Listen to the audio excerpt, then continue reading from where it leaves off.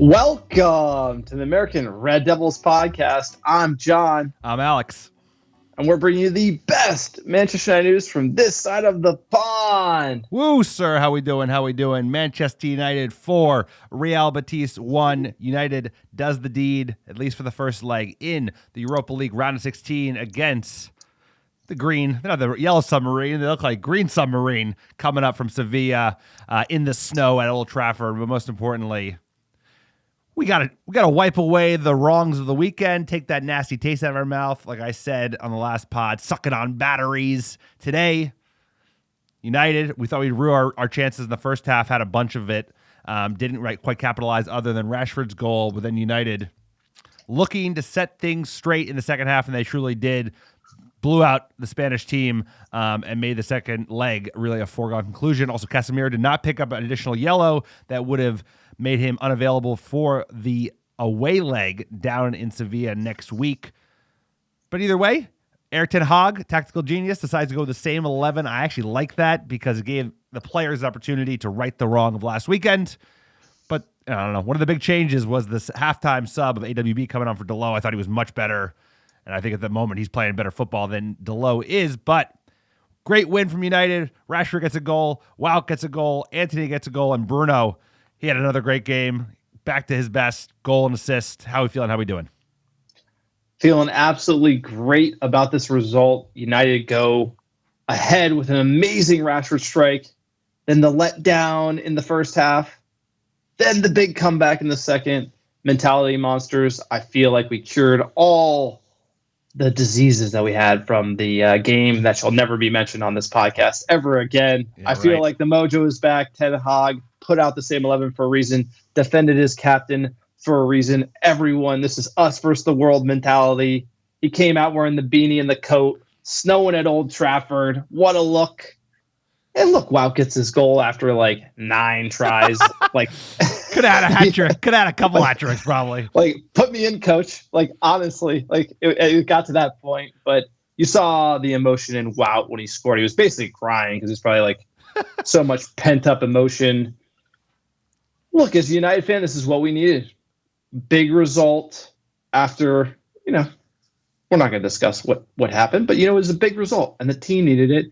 The manager stuck behind his lads, and United are right as rain going into Southampton at the weekend. We're not going to get into the details of the match that you're referencing on the past weekend, but one of the things that's true coming out of this is that if you look at Manchester United versus the other 19 clubs in the Premier League, the collective attention and fans for United alone is greater than the other 19 teams combined. And that is just the truth.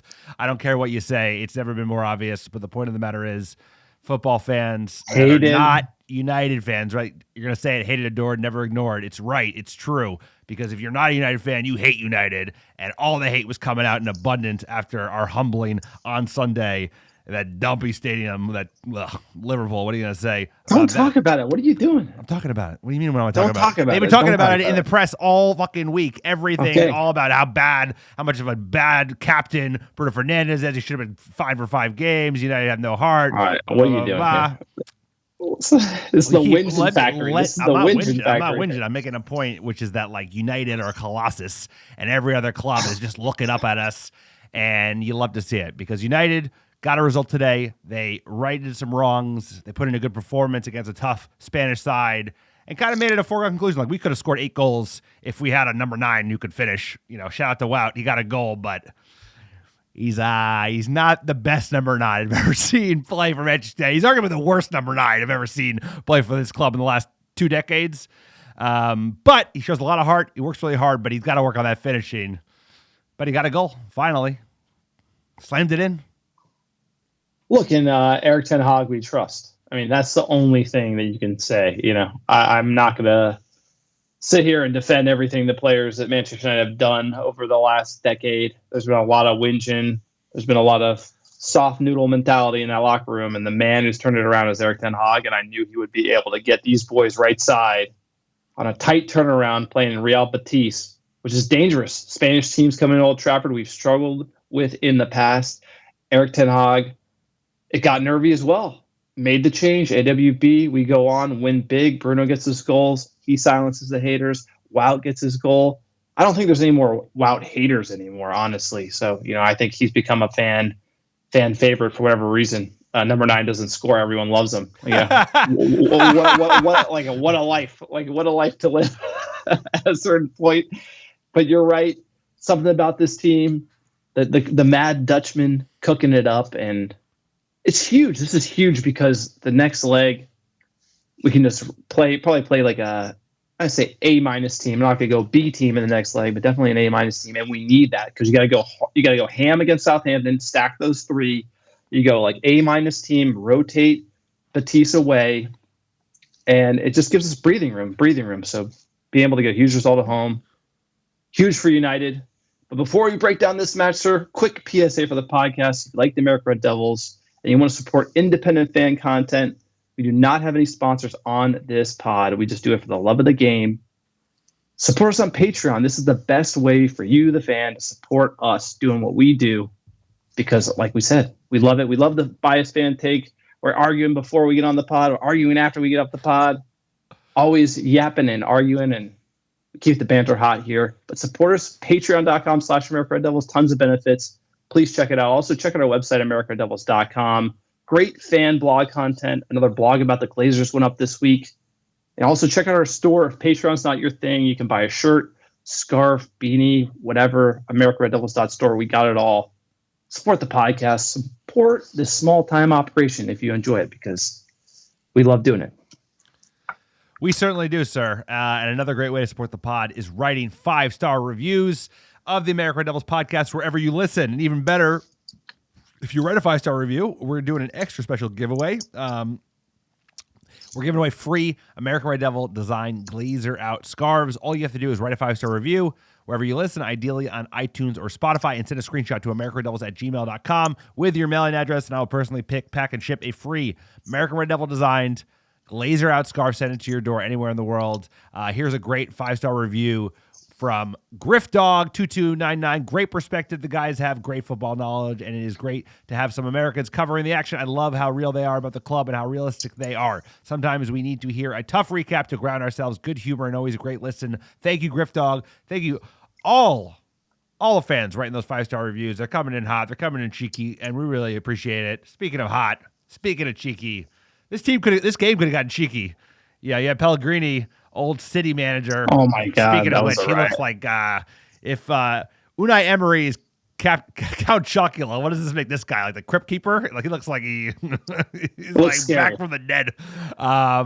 No love lost for the Manchester City manager. He was talking shit before he even headed in, saying that like La Liga is a superior league to the Premier League, which they've been telling us for the last 20 years. But anyway, sir, let's talk about those high-flying Reds. Manchester United 4, Real Betis 1, Old Trafford, Europa League, round of 16. Are you ready for some funky music, sir? Let's hear it.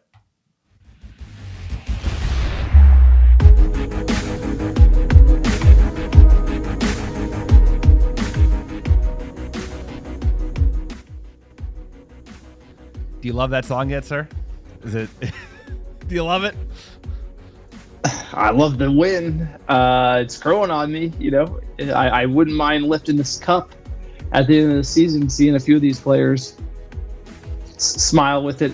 But let's get in that 11, sir. Manchester United versus Real Betis. Dave saves role number 1 in net. Luke Shaw left back. Martinez Varane center back pairing. Delo on the right. Fred Casemiro, the Brazilian, connect in the middle. Bruno, the Winger-in-Chief, at number 10. Savage. Rashford on the left wing. Wout Weghorst on the right. Just getting to all the Bruno fans, sir. I know you're really sensitive. Just trying to get you fired up.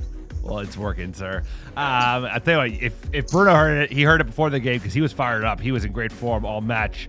The 11, your immediate question marks are it's the same 11. Same 11 of the weekend match that this guy doesn't want to talk about, but happens. I hate to break it to you, it happens. Delo, I mean, that one doesn't make a lot of sense to me, but I guess he wanted to give another shot at it. Anthony Weghorst, I thought he would have mixed it up a little bit, but obviously he wanted to play the exact same 11 as I can't even do it because you get mad at me. As the Scouse Bastard game. and give the game boys a little will chance. not be mentioned. Yeah, The that game gives them mentioned. too much credit. It makes Exactly. it a big deal. Don't even talk about well, it. you're putting on Doesn't a matter. pedestal if you're saying the game that shall not be mentioned. But No, what do you think just- about this tactic from the manager playing the exact same 11? Look, after the game, he was really critical of his team. Then he kind of comes out on the offensive, defending his team.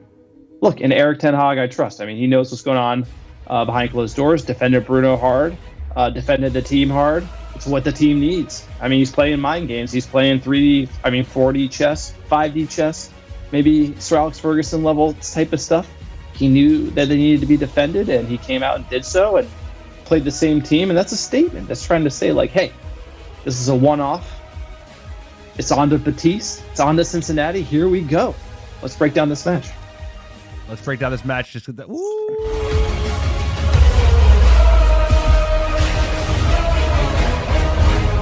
Guts. Europa League magic. That song is not going away anytime soon, sir. United started the game brightly, but honestly, they did not capitalize on all their chances and let Betis back into at least this half.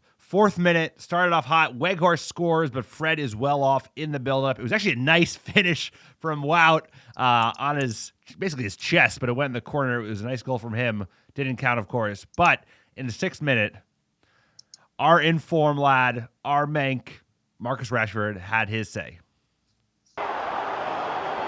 Fernandes with Rashford and Anthony up alongside him.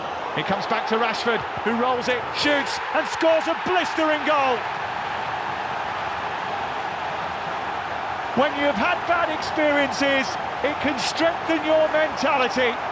That's what the manager said. So you score a goal like that, was there ever any doubt that we're going to not win this game? Because we've seen Marcus score a lot of goals this season. A lot of goals, a lot of different types of goals, poacher goals, outside the box goals. This is like one of those goals that we just haven't seen enough of as Manchester United fans in the recent memory, where it's almost like RVP. He just got it, beats one defender, and just slams it right above the keeper's head. He can do nothing about it. Unbelievable top draw finish from our number 10, from Sir Marcus Rashford. What a finish. What a goal. Let's go. At this point, I was like, all right, let's tear him apart. But seems like we saved that for the second half. But what do you think of this goal? Look, great strike by Rashford. Claudio Bravo, who are you? Where are you? Where are you playing? He's chilling. At a certain point. Look, we scored this goal. I think every single fan was like, all right, we're going to roll. No big deal. And then in the 9th minute, great ball, but Wout headed it right at the keeper. I think this is kind of when we go into these rude chances here. 17th minute, another great chance, but Wout blasts it wide. And this one, the 27th, amazing ball from Anthony. Puts it like over the barn. Incredible. You couldn't hit the target from there. Could have been offsides. It was close. But regardless, this is what we're playing with. Obviously, Wout is a fan favorite, but he's getting these great chances, and we need better quality to finish. And I have a feeling in the Champions League next year, we're going to have someone who could actually finish these goals, because is he starting next year?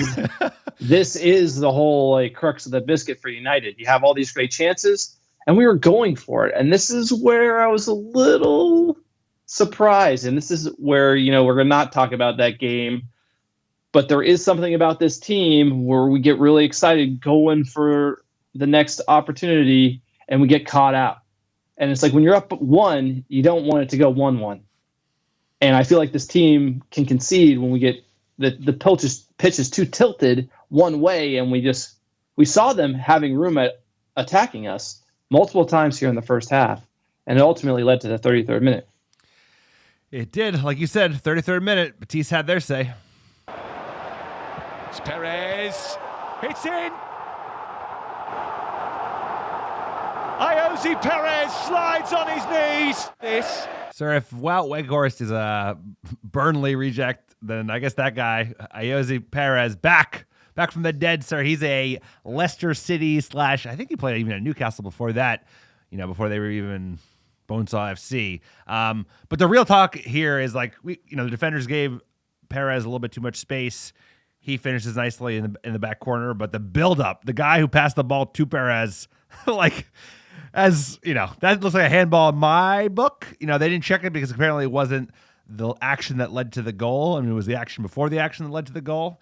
It's like if you threw a bag of potatoes at me, I'm gonna try and catch an underhand. He literally like caught an underhand, bounced off his forearm to control the ball. It looked like he was trying to use his arms, like even in the build up to it. But Betis got a goal. Europa League refs, what do you expect? This one just blows my mind. Like the guy who uses a handball to control and then assist a goal. That's got to be under review. If it's the ball before this one, like the hockey assist, you don't need to count it, but this has to be looked at. We've seen who knocked us out of was it FA Cup? I think Reading. There was a horrid handball. It was Middlesbrough last year. Yeah, Middlesbrough last year. Like insane, same thing. I guess we're just getting used to people using their hands on the ball and then like passing it to someone scoring a goal. It doesn't matter. It just like blows my mind. This is just VAR. Regardless, bad call, but we're used to that, right? At this point, this season, we're used to these horrid calls. You got to be beaten Betis by a few goals, so you really couldn't be hard done by. Like, if this was maybe Man City or something like that, and you're in a tight game, this is Betis. We should be wiping the floor. So that was my attitude. Like, it's a rough call, but no excuses. 43rd minute, De Gea, horrid clearance, and they hit the post. I mean, it could have gone the other way here. We could have gotten a wet noodle. 2 goals conceded in 10 minutes, going to half down 2-1. I think it would have been a different look. We got really lucky here. No one's going to be thinking about the 43rd minute when they hit the post. But this was a very nervy moment for United. And you're seeing some glimpses. This team doesn't have it all figured out, right? We let in a goal. We're a little shaky at the back. We do have that ability to concede kind of rolling goals. Like, it just kind of snowballs a little bit. And you saw that here. So thank God we go into half 1-1. But we do have weaknesses in this side. No, the weaknesses, I think you said it, the weaknesses present themselves very obviously in this first half. Wout, he ain't the guy going long term. We all appreciate what he's doing, appreciate his work rate, his passion, but at the end of the day, you need a more prolific striker to be your number 9 or your number 2 number 9 and arguably number 3 number 9. Maybe he can be number 4, but he's never had more chances as a Manchester United player than he had in this first half. He had 3 really good chances at it and didn't take the most of it. Same time, De Gea was terrible. The ball is at his feet in the first half. He gave the ball away around 4 times. This was the worst one in the 43rd minute. And that's also a position that, like, you know, he's probably going to have some competition brought in either this summer or the following summers. But there's definitely room for improvement in this side. And finishing's one of them. And, like, playing out of the back when a team is pressing high, like Betis was intent to do, has been a challenge for this side. And I think, like, De Gea lost his head a little bit today. But luckily, like you said, we went into the half tied instead of 1-0 down, because then they really would have slowed things down, because they already did head into the second half. So Betis was looking to slow it down and grind out a draw. Manchester United come out, obviously the sub, AWE for Dalot.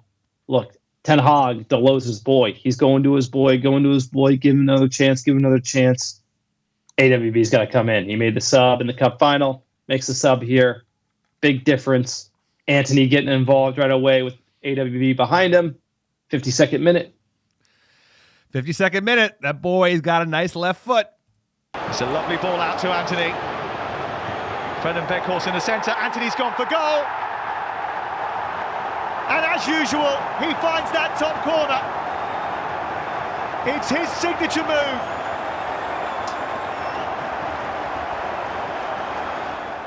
What a finish from Anthony. We've seen it before. I don't think he was terrific today. I think they're, the same kind of challenges we've had with the Brazilian, in the sense that, like, we could be on the break and then he'll slow things down because he doesn't have that pace to beat players on the outside. But at the end of the day, he scores goals, and he scored a number of important goals. This is another one in Europe right after doing it against Barca and knocking them out. This is an important goal at the beginning of the second half as Betis was looking to strangle out the game. The boy is electric with his left foot. At least once a game, he puts in something that will challenge the keeper, and Bravo had nothing to say about this. Look, great finish from Anthony. Deserves his goal. I mean, this is a huge goal. 2-1 coming out at halftime, setting the tone, looking to set the table for 58th minute. 58th minute, I'll tell you what, if United got a lot of flack, this player received more than anyone over the last week, but he had his moment. Out for the rest of the season. That's a good header. And before they make the changes, they could be out for the count. Bruno Fernandes.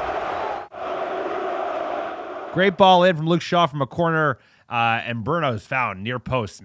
Terrific finish. I'll tell you what, if Wow could put in a header like that, he'd be blasted in goals. But it's a nice goal. It was a nice all-around game from Bruno Fernandes. He had a very tough game in the weekend, but he was electric all day, involved in a lot of it, involved in the first goal, involved in the second, and obviously scoring the third that kind of ices at least the first leg. But nice finish from the Portuguese Magnifico. Well, great finish for Bruno. You couldn't have written this up any better for Ten Hag to come out, back his boys, and have them deliver. 63rd minute, great chance for Antony after a nice ball from Bruno, but he chips into the top of the net. This was almost just stupid play from United. 65th double sub, Sancho and Malacia for Rashford and Shaw. Love the subs by our manager as well. People aren't talking about how his high IQ as far as getting subs in the game, getting rotation, exactly what you want to see. 76th minute, ball falls right to Wout on the break. Ba-da-ba-ba-da-ba. Makes a meal of it, sir. We've seen this movie before. I felt like this was... He didn't give up. You got to give him credit for that. He looks like he won a contest, sir. He looks like he won a contest, and they just found this really tall guy he's fit. I mean, he's a lot fitter than me. And he just runs around. He's really going to run around. There's literally chances you could finish that. No, he's never had more chances in a game for United. So Yeah, yeah, exactly. I'm not going to go any farther. 79th minute, Antony, great chance after Betis gave the ball away. Decent save from Bravo. Then in the double sub, love this one. McTominay, Facundo for Fred and Antony. This was incredible. We're going to get to this goal in the 82nd minute. Everyone's going to give Wout. Oh, Wout scored a goal. Oh. It's like, no, Palestri came in. Yeah, he was electric. Everyone's snoozing. This kid outruns the Betis player to the touchline, puts it back right on a plate at an impossible angle. I mean, we got to be talking about Palestri right now. Like him coming off the bench and looking hungry. Like Ten Hag's got a player there. I don't know the details. Why aren't we seeing him more? But holy shit, this was a move that led to this Wout goal, which I think Wout's going to get all the shine, but you got to give Palestri some credit because he did all the dirty work to get this opportunity for United in the 82nd minute. 100%, sir. In the 82nd minute, our little Uruguayan was heavily involved. Let's take a look. Bruno Fernandes' delivery comes through to Palestri. Welcome to the game, fella. Welcome to the game, fella. Here's Weghorst, can't miss this time.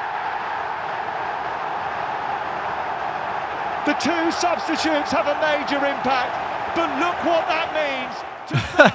John, if you scored, I would imagine you would react like Wout reacted. Like sobbing, bro. I mean, good for him. But like you said, Facundo, unbelievable. Nice ball in from Bruno. Facundo, I didn't know he had that kind of drop shoulder pace. He dusts two Betis defenders, comes in, puts in a great ball from McTominay, who, to be fair, does quite well to take a nice shot first time. Wow, cleanup job. We would have liked to see more of this season from the Dutchman, but he gets his goal. You see how much it means to him. He completely whiffs on it too. Like he completely misses the ball. Hit his ankle. Comes off he scored. It was off the jump, and he whiffs it hard off of his part of his leg bouncing off the turf. I mean, he didn't even get it clean. No, and that was his day. But look, he gets his goal, and you know why he got the goal? Because he works hard. He does. And what were we talking? 83rd minute. This guy has missed every opportunity. It's probably doubting himself in his head. But this is really important for people to understand. He never gave up. Kept trying. Gave 110%. You know what? You deserve that luck if you're going to try and run like that for Manchester United. And I'll never slag a player off who works hard for the badge, because he does. And, credit to Wout. You look what it meant to him. Is anyone who's going to take a shot at that? Look what he's crying because he scored the goal. He means so much to him. That's how hard he's working. I think he's a fan favorite because of that. But we got to get to the story about him and the Anfield sign, because that's a whole nother can of worms. You want to talk about that in the news. It's not even there. We will. Add a note. I'm taking off the gloves for that one. I know you. This guy's ready. Hey, wow. Yeah, I know you listening. Well said, sir. I think that's a good point. I think the fact that we know he's not a great finisher. He's not a great number 9 by any means. He's actually a below average number 9, but his work rate is immense. He cares so much. He ran all of the pitch and he keeps doing it. And you know what? It's not his fault that he's not a great finisher, but he gives a shit. He cares. And for Manchester United fans, that matters a lot because over the last 10 years, we've seen a lot of players that couldn't give a fuck, including a player who's now playing in Turin who couldn't give a fuck. Just come on. I didn't say his name. I didn't say his name, but I couldn't help myself because it's hilarious. When you break up with a girlfriend, there's no need to talk about it. I know, but I didn't say nothing. You don't need to complain about your ex-girlfriend and Juventus not doing well and dancing on the grave. You don't need to do that. You don't need to say it. Everyone can read about it. Just don't worry about it. So Shame on me. Let's get into the stats. Take us through it, sir. So take the high road. Take the high road. We don't need a whole section. I thought you would have brought it up. Yeah, I'm good. You would have brought it up. I ain't running I told you so podcasts about players who used to play for our club. We don't need to get into that. I was just not it was a story. Fabrizio was on it. Take us through the stats. So you want me to do it? Take the high road. 25 shots United. Love it. 6 to Betis. 13 on target to their 2. Domination at home. 57% of the ball. Kill them, sir. What a game. What a result. And we needed it. Manchester United scored more than 2 goals in 15 consecutive home matches for the 4th time in history. And for the first time since March through October of 2000. Wow. Pretty good team. Manchester United have scored 12 goals from fast break situations this season, the most of any team in Europe's top 5 leagues in all competitions. 6 of them have been scored by Marcus Rashford, also the most of any player in Europe. And Marcus Rashford scored 26 goals in all comps, the 3rd most of any player from Europe's top 5 leagues after Erling Haaland and Mbappe, Erling has 33, Mbappe has 30. But what do we know, sir? Let's check in with the main man, the bald man, the Mad Dutchman, Erik ten Hag. Erik, well done. What did you make of your side's performance tonight? I think we played a very good game. Both halves. I think in halftime already we should have been up by 3-0. And then it's 1-1, one mistake. We can punish for it. But I think we play well. Second half especially, 4-1, good goals, good performance. I think also give something to the fans, and they give us something back as well because they were behind us, and very grateful after Sunday.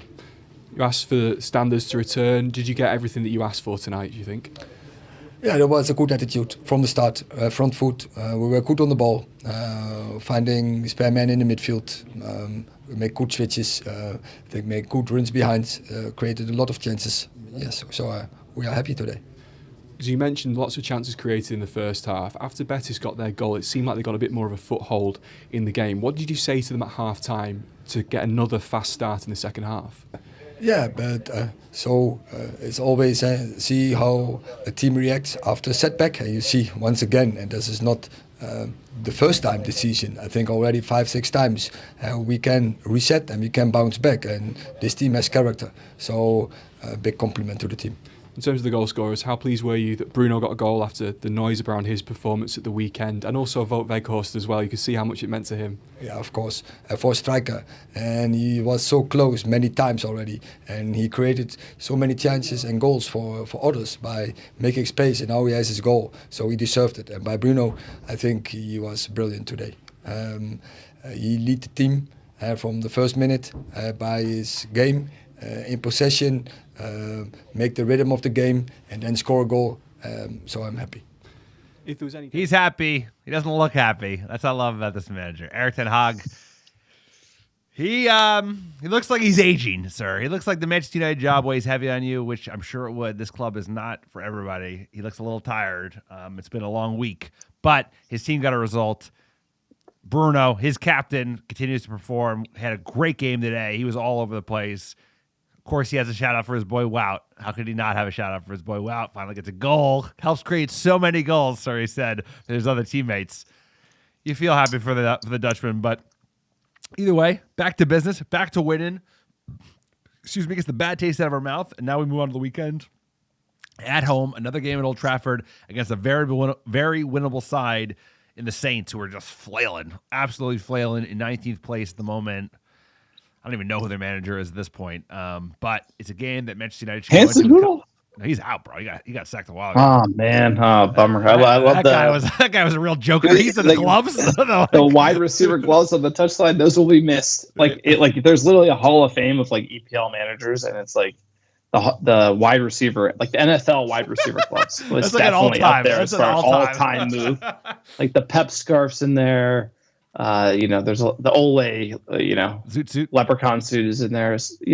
But I digress. Let's get into the table. What does this mean coming up? Arsenal, top spot, 26 played, 63 points. City in second, 26 played, 58. United, 25, game in hand, 49 points. Tottenham, 26 on 45. Scouse Bastards, 25 on 42.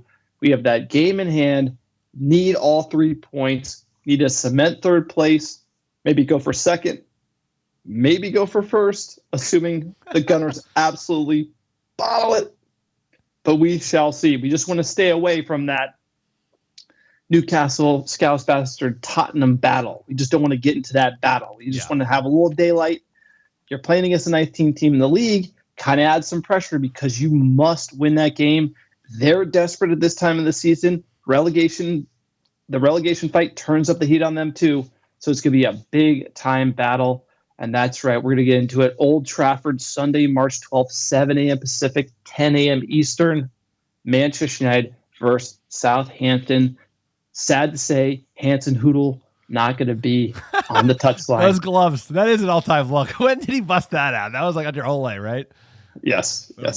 Lifetime versus Southampton, 68-1, drawn 36, lost 28. First time we ever played them. 1897, Southampton versus Newton Heath. We drew 1-1 in the FA Cup. Last 5, 1-3, drawn 2 matches. Southampton coming into the game, beat by Wolves 2-1. They did beat Chelsea 1-0. Shock victory there. Leeds beat them 1-0. They lost to Grimsby in the FA Cup, 5th round proper, 2-1. Great name. They come back, like all-time name. Grimsby down. That's amazing. Grimsby, let's go. And they beat Leicester City. So you're looking at the last 5. Beat Chelsea 1-0. Beat Leicester City 1-0. They haven't been conceding a lot of goals. Every game they play, it's within 1 goal. And you're playing against sides like Wolves, Chelsea. Obviously, Grimsby's not up there. But Wolves, Chelsea, Leicester City, they're in the mix. I have a feeling this is going to be a tighter game than you would like. Play good defense. Little history on Southampton. They're nicknamed the Saints because of the club's beginning as a church football team from St. Mary's Church. They have the long-standing South Coast Derby rivalry with Portsmouth, in part due to their proximities and both cities being maritime-based economies. They play all their home matches since 2001 at the Dell. And, they wear the red and white. As far as the formation, they play the 4-2-3-1. Charlie Adams, Walcott, sir. I mean, these are Ward-Prowse. We got a bunch of players here. Walker Peters, right? Ward-Prowse, he's great from a free kick. They're a tough team to break down. They're going to be good defensively. They're always cheeky when they come to Manchester United, come to Old Trafford, and they're fighting for the life, right? The relegation battle is a really interesting one because bottom. Theo Walcott plays for Southampton. Are you still playing? Apparently. Jesus. He did break onto the scene very young, but he is flamed out playing No, Southampton. I'm looking him up right now. He's 33. Damn, yeah. Wow. That's like I was like, is that really Theo Walcott? Wow. He started playing Charlie for Adams. Arsenal when he was like 18, right? When he was actually playing. But Charlie Adams. Ward-Prowse free kick. Something tells me there's going to be a nervy Ward-Prowse free kick in this game. Yeah, they're like I said, they're in 19th place, but at the end of the day, the relegation fight's going to be an interesting one because bottom and then the next 6 spots, or actually the next 8 spots, so between 20th place and 12th place is only separated by 6 points, 2 games. So it's like it is not settled yet. Southampton have not been playing well, but they're actually in a position where they can start chip it up and get out of the relegation zone if they get a win. I'm not counting them to do that, but either way, I think, like you said, can't take our eyes off the prize. This is a huge, huge game, and the fact that Betis is a foregone conclusion at this point means that, and the international break comes after next weekend. We got to do the job at home against the Saints because you can't be dropping any points. They're not a good team, and we're remind them that they're not a good team. We could use one of those blowouts. If you remember, 9-0 against Southampton under Ole only a couple of years ago. We could use one of those. Yes, of course, we could always do. Sorry, it's not Charlie Adams, it's Che Adams. I absolutely got that. Charlie Adams does not play anymore. You mean anytime I see C. Adams on the score sheet, I'm like, no, Che Adams, young footballer, born in '96, so he's only 26. So yeah, Charlie Adams is pretty large, drinking dark ales these days. Let's get into injuries for Manchester United. Donny out for the rest of the season. Eriksen, late April. We're getting closer to Eriksen coming back. Tony Martial, he's back on the pitch. I mean, could we see him maybe as a sub? Definitely needs fitness. And then Sabitzer's out due to a knock. That one is recent. Must happen in training. Given that is the injuries for Manchester United, what is your starting 11? I think he's going to go for strength, sir. De Gea in net, AWB, Martinez, Varane, Shaw. I'm going to do Casemiro, Sabitzer, Bruno. I think Sabitzer makes it. And then I'm going to do Sancho on the left, Rashford up front, and Facundo Palestri on the right. What do you got, sir? Palestri, no way. He's not going to start. He's going to start Wout, bro. You think he's going to drop Wout? He's going to start Wout. Here's the deal. You just beat Betis 4-1. You're going to rotate Betis. You got to go strong into Southampton because this is a must-win 3 points. So he's going to go chips all in, strong team. I really think it's going to be Dave saves, Wan-Bissaka, Martinez, Varane, Shaw, Casemiro, Fred, Bruno. I think you can get Wout, Rashford, and then you got to get Sancho a start. Yeah, I agree. So Sancho, AWB coming in. It's going to be a really strong team. You need to win the 3 points, hopefully go up early, then get the subs in. That has to be the motto. End of the season, you have to be going strong in the league and then subbing whenever you can. What do the bookies got for odds? United favorites, heavy favorites, minus 310 for United at home, plus 420 for the draw, and 8 times your money, honey, for Southampton on the road. Sir, given those the odds, what is your score prediction for the weekend's match? I say 2-1. I think it's going to be close. I think it's going to be tight. Southampton's playing tight games against good opposition. I see no reason why we wouldn't be struggling against them. I like that break. I like 3-1. I think United go down early, and then we have a really barn-burning second half and get back into it. Whew. Ready for some news?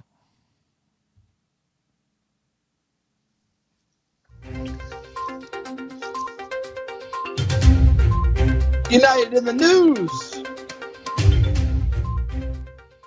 We're talking sale of Manchester United. Lots of news.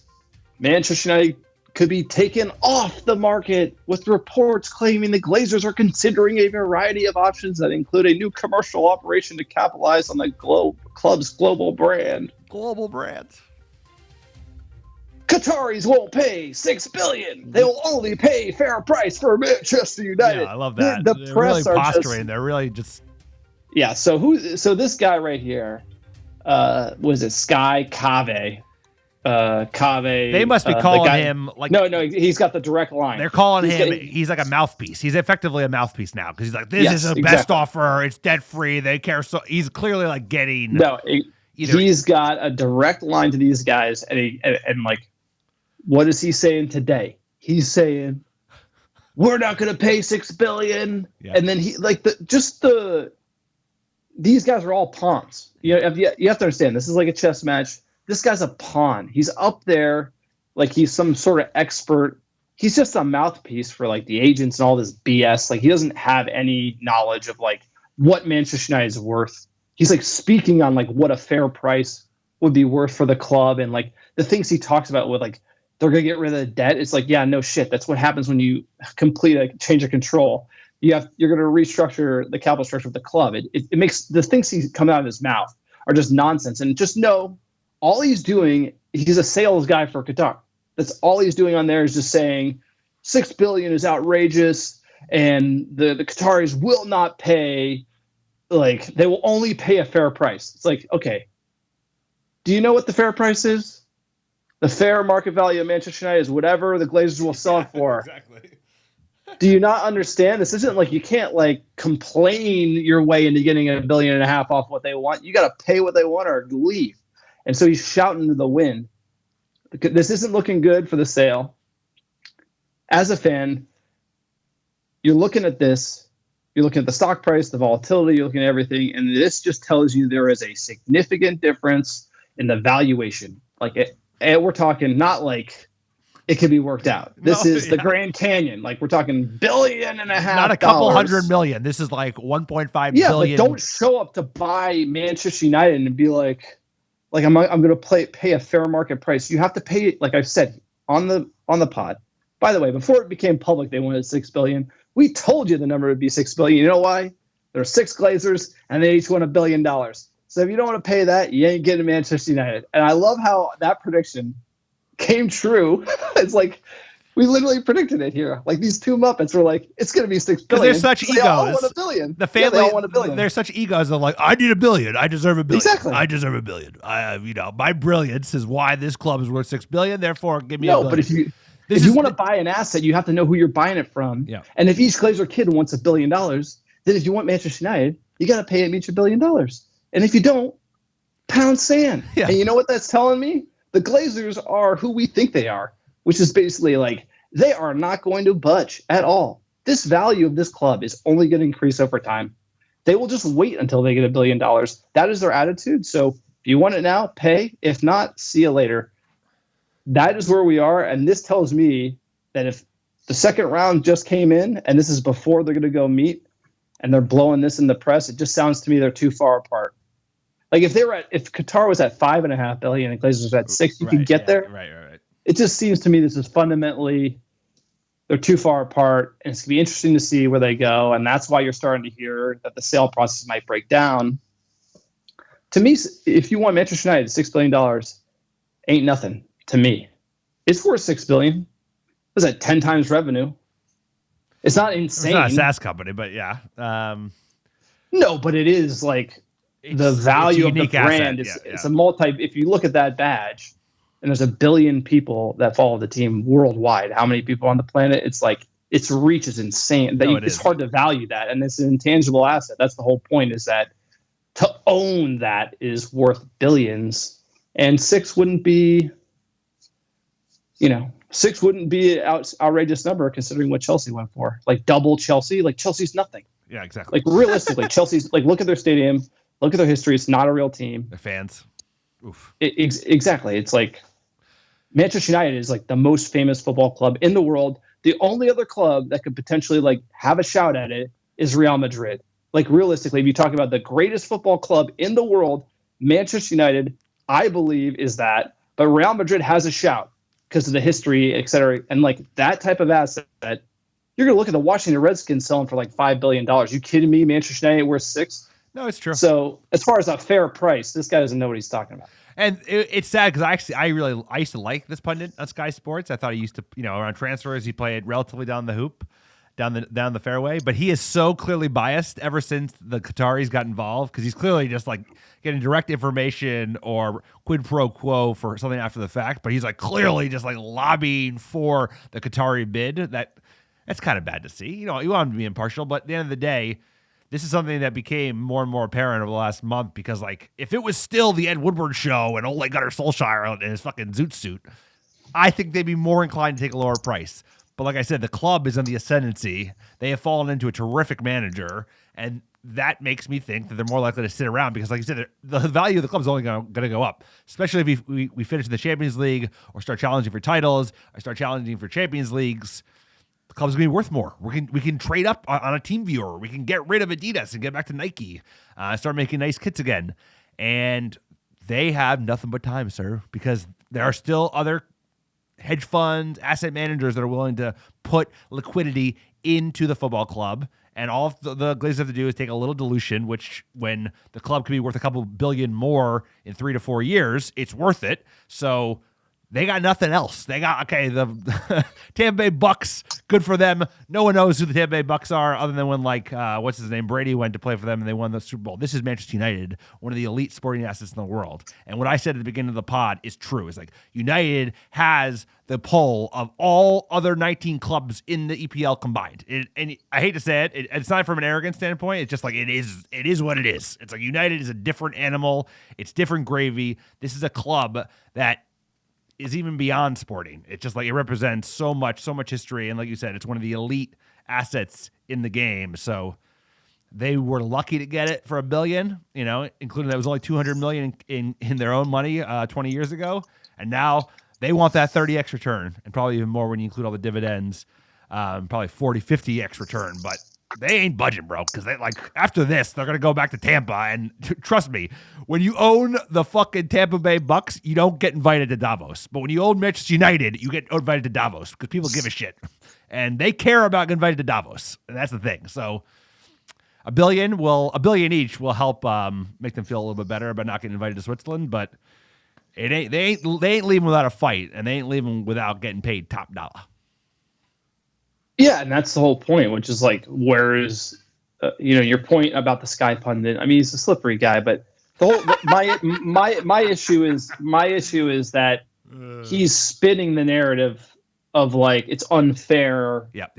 For, there is no fair there's no fair in fairness in M&A. It's either it's the Glazers have all the leverage. It's you can't just buy the stock in the open market. They have the Class B shares. They have the voting rights associated. They have the anti-takeover protection. You have to pay whatever they want in order to get it. And my whole point is who does Qatar think they are to come in and whinge about what the Glazers want? It's literally a family-owned asset. Clearly, they're thinking about it in a certain way where someone's going to have to pay a premium to get them out. And if your view is you want to try to come in and nickel and dime them, that's obviously not going to work.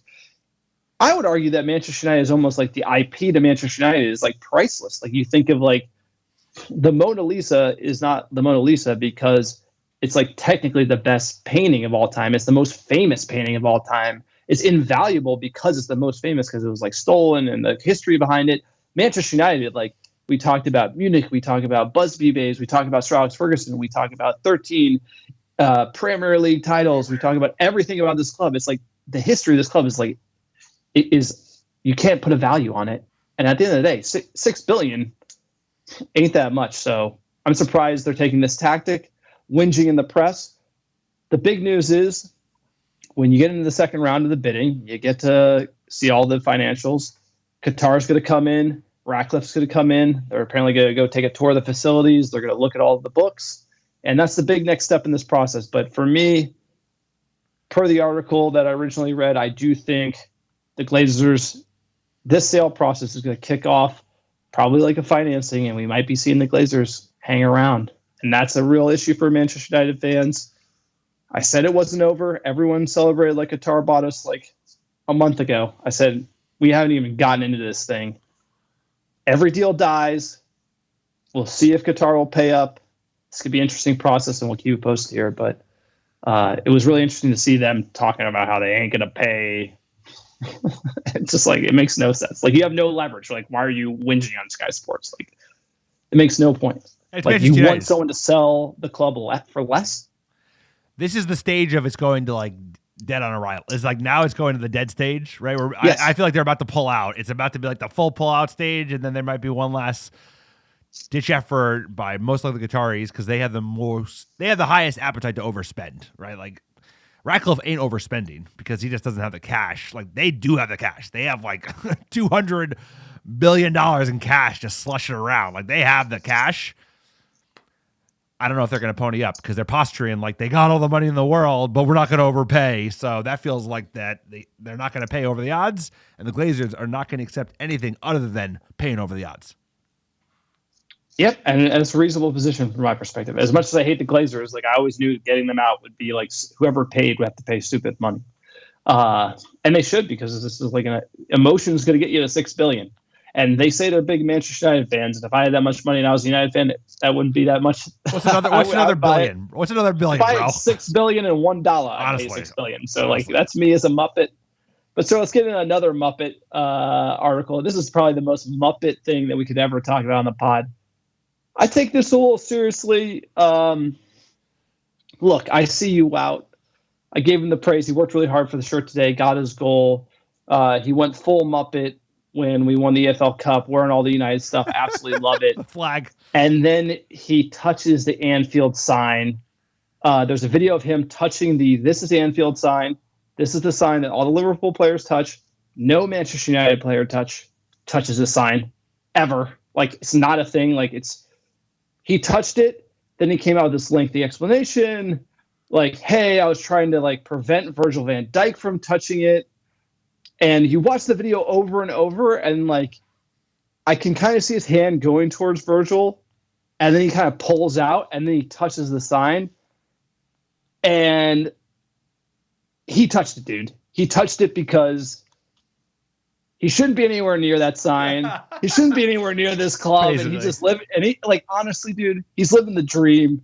He touched the sign. Like, it's just, that's what it is. He won a fan contest. He's not a United fan. Exactly. He's not a diehard United fan. He doesn't know, he's not like bleed in the rivalry. He's like a Wout fan. I mean, if you're, he's a Wout fan, and he's like, look, I get to live this once a lifetime experience. I'm going to touch the sign so I can tell my grandkid I touched the sign.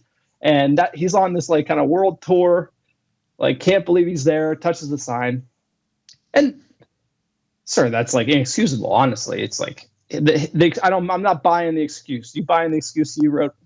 No, I didn't even read it because it's too long for me. I'm not gonna read that shit, bro. I ain't got time. He basically said he was trying to stop Virgil van Dijk. All it matters, and is you can watch the video. He didn't. He the did video. It's exactly. not. I mean, it's like if we'd beat him, no one would have given a shit. When you lose 7-0. It wasn't his fault, but he didn't play well. No, you don't touch that sign. You don't touch the sign. I agree. It's our biggest rival. Fuck that sign. Fuck that shitty hallway, bro. Like, fuck that club. Fuck their fans. Fuck them all. But you don't do that. It's a bad look. It's bad luck for Manchester United play. You should know better. You should ask somebody. You should just think. But, sir, when you win a fan contest and you get thrown into Manchester United's team, you're just enjoying the moment. You're just in it. You're but just I ain't gonna touch that sign. Even if I'm like, Are you tall enough to touch that sign? The big one. I mean, I thought he had to duck down. Maybe he had to duck down. I know you're tall. I'm fucking with you. Maybe he had to like duck down because he's such a unit. He's so tall that if he didn't put his hand up, he would have hit his head on the ceiling. But no, look, it tells you who the guy is, honestly. And it's like he's got no loyalty to this club. Shots fired. Get him, dude. He doesn't. That shows you exactly who he is. He's like, I'm on this crazy journey. Like, I'm just going to enjoy it. Like, I'm not a United guy and I hate Liverpool now. It's a numpty move. And probably, I mean, like, does Wout Weghorst strike you as like not a numpty? I mean, he looks like a numpty, acts like a numpty. He's a numpty. I mean, like, come on, the guy can't hit the broadside of a barn. How many chances he got today? I mean, are you kidding me? He had a great chance to head in. He somehow put it off his chest. I know. Should have had. It's like, what are you doing, dude? Put your head in there. Like, as far as Wout goes, it's just like, and the excuse is just like, I'm not buying that either. So look, I would say Wout's definitely won a lot of fans' hearts. This one is like bringing me back to like Chump City. It's like, who wears all the gear when you come into you win your first cup ever? You wearing all the gear and then you touch the Anfield sign like a week later? Like, not a chance. Absolutely not a chance. You said it. It's a bad look. Do it. It's a bad look for any Manchester United fan. You should know better. Sir. No, but you win the cup. You wear all the gear. You're celebrating like you're a big United guy and everyone loves you. And then you touch the Anfield sign. Like, what do you get out of here? Get out of here. You said it. I don't need to say anything else. I mean, it's not a good look. It's not a good look. I'll tell you what, if that got 10% of the attention that they did just dumping on Bruno Fernandes all week and Neville making up fake news. All right, let's get to that. Let's get up to the Bruno Fernandes dump. Everybody shitting on him. Neville, you're really mad. Well, I'm only mad because Gary Neville is like a fuck Gary Neville, bro. Like he was never Glazer out until Super League and the fans. Don't make you're so sensitive about this Bruno stuff. You're talking shit about Gary Neville. I have the way you react to De Gea, I react around Bruno and Marcus. I'm like, I defend it to the tilt. Like even when it's like not rational. No, it's true. He's like an emotional attachment to the player, and I just fight for him all the time. And this one is absurd. Like he had a terrible second half. The whole team had a terrible second half. It wasn't a glowing showing of him, like flailing his arms. The whole thing with the touchline. First of all, he never asked to come off. So Gary Neville said that. We don't need to talk about that. We don't. That was one of the big criticisms. Okay, so let me narrow down this Bruno defense here. It's like, I'm going to say this. And it's like he didn't have a good game. No, he didn't. And I'm not gonna kill Bruno at all for not having a game. But his behavior was unbecoming for wearing the armband by a mile, and it has nothing to do with him coming off. It had to do with his behavior. How he was like he was on tilt. He couldn't handle it. The captain should be completely not that way. I'm not saying Bruno can't be the captain. I'm just saying he needs to admit that he needs to be better and fix it. That's it. He has a lot of traits of a captain, but the emotion and the whinging, and he kind of gets off the chains. I thought Evra had a great view on this. He said he used to be the same way. He's like, the French are very expressive, and he had a manager bench him because he wouldn't stop complaining and whining on the pitch. And when you complain to other players and you're negative on the pitch, it affects your team in a negative way. And the captain has to be calm under pressure, has to cheer people on. And I don't think Bruno was that way against Liverpool. He looked a lot better today. I'm just saying there's room for improvement. Because you see him yell and throw his arms and yell at players, and that's just not a good trait for a captain to have. I don't disagree at all. I think he had one of his worst performances, not even just on the pitch, just like the way he carried himself as a captain, which I think he's been great as a captain this year, especially if you compare it to Harry Maguire, Wet Noodle FC, the way he just like capitulates and shows no fight. He's too emotional. He's far too emotional. He has learned to work on that a little bit. I think you saw a flare-up on the weekend, but what bothers me is just there was a witch hunt. Obviously, United, when you lose 7-0 to your biggest rival and the worst defeat in the club's history, or at least in like 100 years, you're going to pile on. But like, he's been one of those players that people don't like for a variety of reasons. Maybe it was the penalties early in his career at United. Maybe it's because of the emotional level. People don't like that. But no, I think it's the waving the arms. Universally, nobody likes that. Like, everyone loves Bruno as a player. Nobody likes just not everybody likes Bruno with the waving the arms. Many United fans like you Bruno. Can't like 90% of United fans like think he's amazing. It's just the extra stuff. It's the extra stuff. I don't like it. He's just got to cut it out of his game. I don't like it either, but I don't like these witch hunts. Like game. he should gotten a 5-game ban or should be stripped of his captaincy. Like, come on, no, bro. Don't give me that shit. That was a bunch of nonsense. That's all like outrage. I'm just saying the reasonable take is like, he's got this bad part of his game. He does. That's his weakness. He should improve on it. And like, yeah, like, but as far as like, is he ready to be like, Harry Maguire is technically the captain. He's wearing the armband. He's probably our captain, but like, I just hope Ten Hag behind closed doors is holding him to account on that stuff. And if Ten Hag's holding him to account, it will all be fixed and we don't need to worry about it. Well said, sir. Well said. Jumping into fan questions at MJFit16. Quote, honestly, hope this team dishes out some beatings. I hope they are angry for a while. Still 2 very winnable cups out there. Absolutely. We got to be focused on winning. Europa League, FA Cup. We can have them both. 3 trophies would not be bad. At MMMarin_805. Good psychology win. After conceding, they regrouped to regain control of the field. Also, this is a huge step to get over Sunday's nightmare by not having that lingering in their heads for 7 days. Huge morale goal for Wout. Let's hope he can get a few more. #Glory, glory, Man United. Lots of positivity here about Wout. So maybe I shouldn't have gone hard in on him for the Anfield sign. But, I have a special, Anfield, the shit box. What's worse? Don't like it. Touching the Anfield side or having a terrible second half performance and whinging the whole time?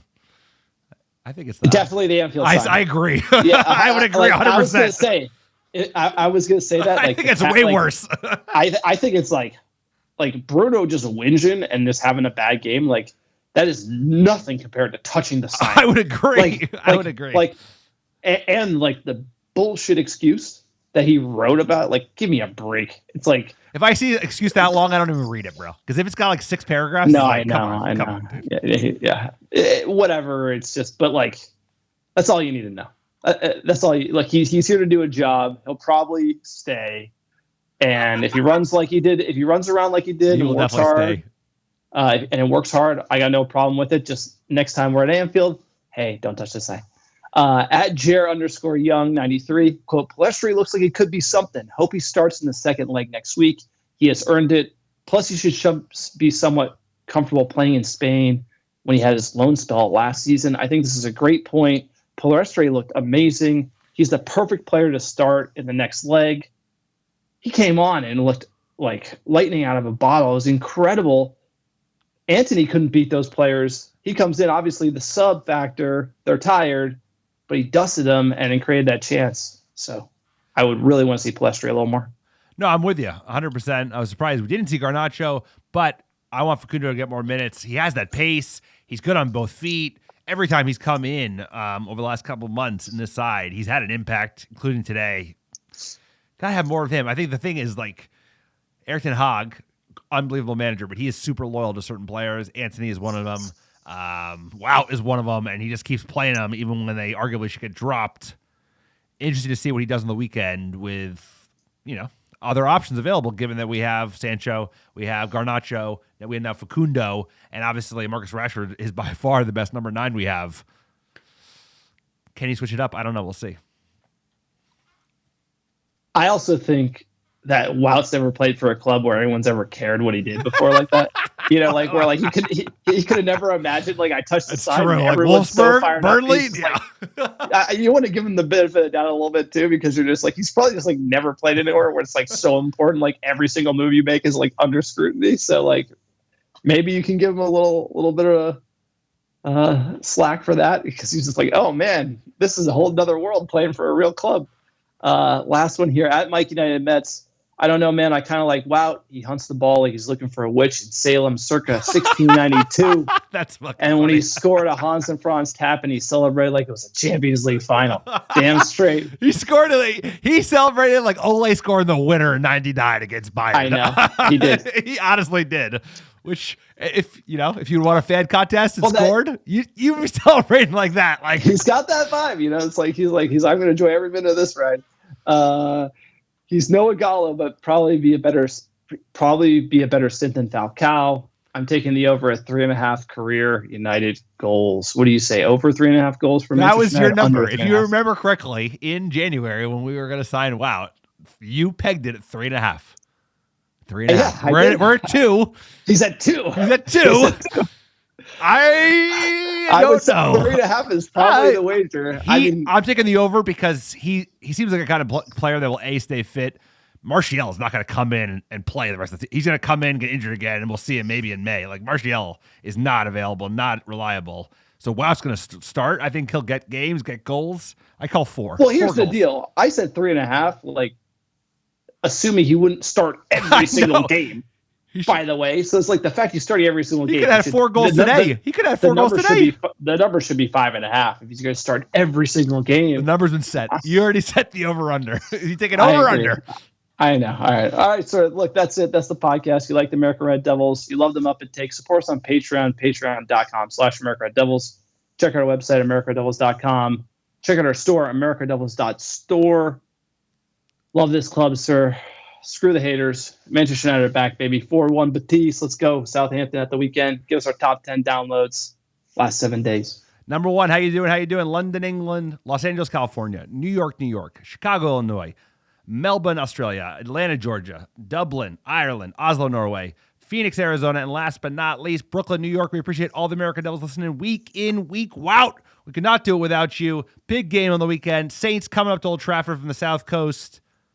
We needed 3 points. We need a win. We will keep you covered all the way. Have a good week, everybody. We'll talk to you all soon.